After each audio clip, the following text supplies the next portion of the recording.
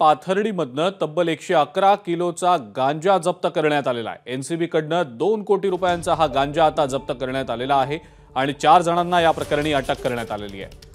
मुंबईतल्या केंद्रीय narco control ब्युरोनं ही मोठी कारवाई केलेली आहे। महाराष्ट्रातल्या अहमदनगरच्या पाथर्डी इथनं 111 किलो गांजा एनसीबीनं जप्त केलेला आहे। या जप्त केलेल्या गांजाची बाजारात 2 कोटी रुपये इतकी किंमत आहे। या प्रकरणी एनसीबीनं आता 4 जणांना अटक केली आहे आणि हे 4ही जण पुण्याचे असल्याची माहिती सूत्रांकडून मिळतेय।